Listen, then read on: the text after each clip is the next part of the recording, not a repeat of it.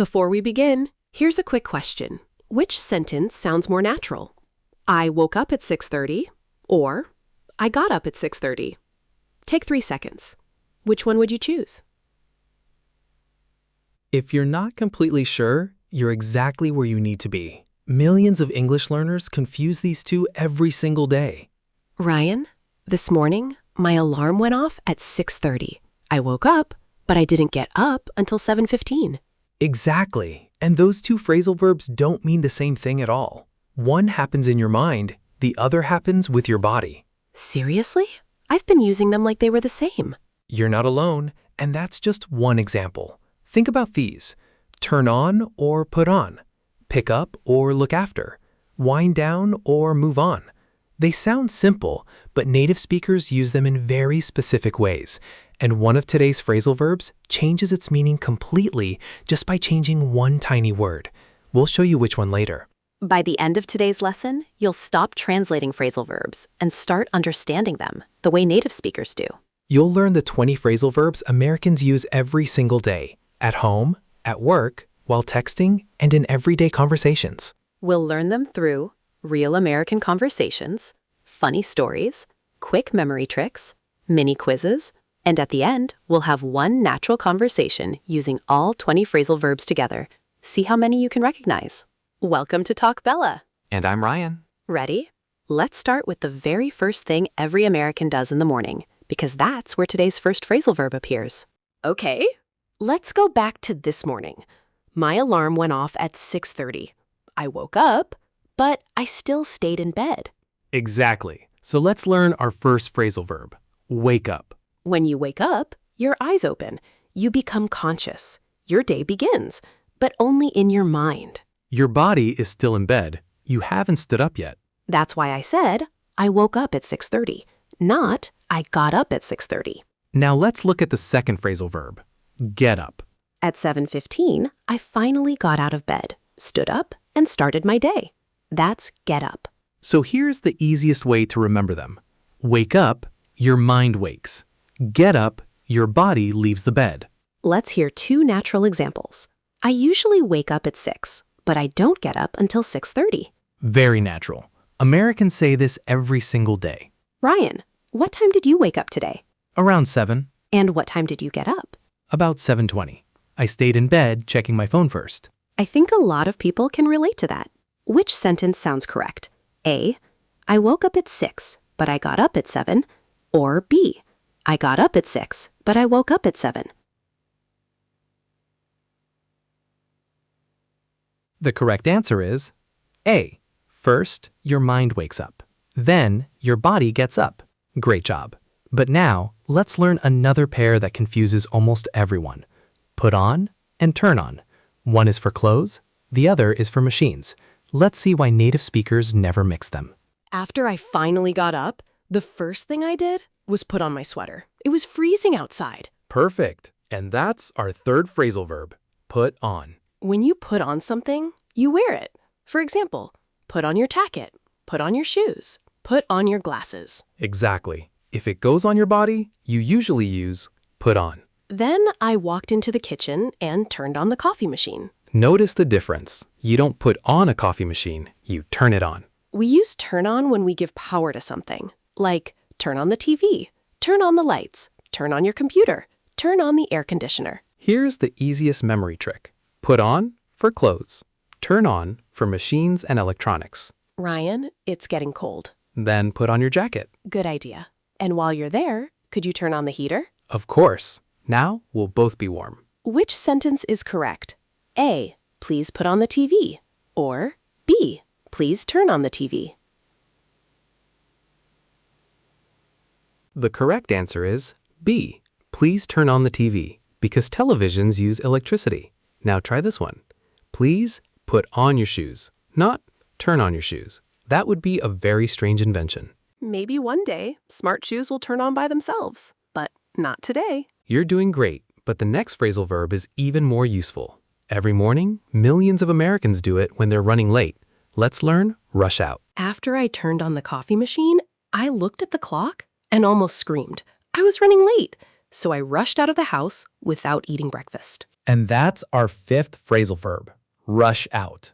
It simply means to leave somewhere very quickly because you're in a hurry. Here are a few examples. I rushed out of the office. She rushed out without saying goodbye. They rushed out when they heard the alarm. Notice you don't rush out because you want to. You rush out because you have to. Ryan, why didn't you finish your breakfast this morning? Because I rushed out. I was already 10 minutes late. We've all had mornings like that. When I finally arrived at work, I had to set up the meeting room. Set up means to prepare something so it's ready to use. For example, set up the projector, set up the chairs, set up the computer, set up the meeting room. Think of it like this. Before people arrive, everything is empty. After you set it up, everything is ready. Then my manager told me the meeting time had changed. That's when I found out about the new schedule. Find out means to discover information or learn something you didn't know before. For example, I found out the truth. Did you find out what happened? We finally found out the answer. Complete the sentence. I didn't know the meeting was canceled until I... The answer is found out, because you discovered new information. Great job. Now things get even more interesting. What happens when a meeting doesn't happen at all? Native speakers use another phrasal verb for that. Call off. Let's learn it next. Just when everything was ready, my manager walked into the room and said, "The meeting has been called off." Everyone looked surprised. That's our eighth phrasal verb, call off. It simply means to cancel something that was already planned. Here are some everyday examples. They called off the meeting. The game was called off because of the rain. We had to call off our trip. Remember, if it was planned and then canceled, native speakers often say, call off. Ryan, why are you home so early? Because they called off today's meeting, so everyone went home. Lucky you. Well, not really. We still had a problem to solve, so we had to work out a new plan. Workout has two very common meanings. First, it means to find a solution. For example, we worked out the problem. They worked out a new schedule. I finally worked it out. But it also has another meaning, to exercise. For example, I work out 3 times a week. So after work, I'm going to work out at the gym. Don't worry. The conversation will always tell you which meaning is correct. After we worked out a new plan, we carried on with the rest of the day. Carry on means to continue. Even if something difficult happens, you keep going. For example, carry on working, carry on talking, carry on with your project. Which sentence sounds more natural? A, we carried on after the meeting was canceled. Or B, we stopped everything and went home. If the work continued, the correct answer is A, we carried on. That's exactly how native speakers say it. You've learned 10 phrasal verbs already. Now we're leaving work and moving into everyday life. The next 5 phrasal verbs are about friends, family, and real conversations, and you'll hear them everywhere in American English. After work, I picked up my sister from the train station. She had been traveling all day and looked exhausted. Great! That's our next phrasal verb, pick up. It has 2 common meanings. First, to collect someone. I picked up my sister. I'll pick you up at 6. Second, to lift something. Pick up your phone. Pick up your bag. The conversation tells you which meaning is correct. After that, my sister asked me to look after her dog while she visited a friend. Look after means to take care of someone or something. For example, look after the children. Can you look after my cat? My grandparents looked after me when I was little. Later, while we were walking downtown, we came across a beautiful little bookstore. We weren't looking for it, it just appeared. Exactly. Come across means to find something or meet someone by chance. For example, I came across an old photo. We came across a great cafe. I came across my old teacher yesterday. And guess what? Inside the bookstore, I caught up with an old college friend. We hadn't seen each other in years. Catch up means to spend time talking after not seeing someone for a long time. For example, I caught up with my cousin. We caught up over coffee. It's always nice to catch up with old friends. While we were talking, she brought up an interesting idea. She wants to move to another city. Bring up means to mention a topic or introduce something into a conversation. For example, he brought up the problem. She brought up a great idea. Don't bring up politics at dinner. Which phrasal verb fits? I wasn't looking for it, but I blank a beautiful little cafe.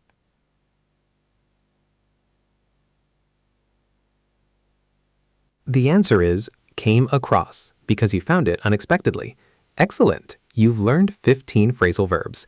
Now it's time for the best part, a real American conversation where all 15 appear naturally. See how many you can recognize without any help. All right, this is the fun part. No more explanations, no more grammar, just a real conversation the way two Americans naturally speak. See if you can hear all 15 phrasal verbs we learned today. Ready?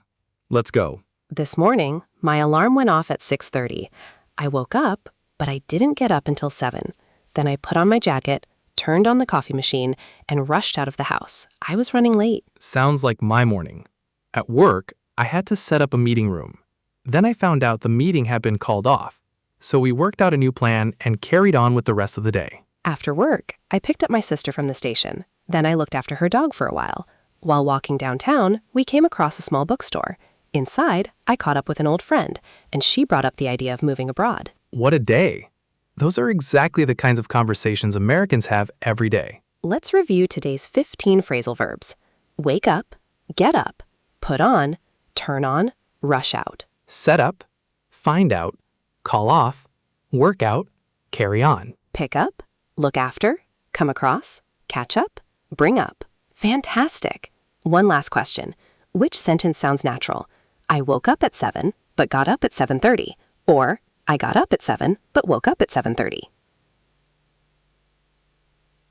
The correct answer is, I woke up at 7, but got up at 7:30. Your mind wakes up first, then your body gets out of bed. Today, you didn't just memorize 15 phrasal verbs. You learned how Americans actually use them in everyday life. Here's your challenge. Choose 3 phrasal verbs from today's lesson and use them in your own sentences.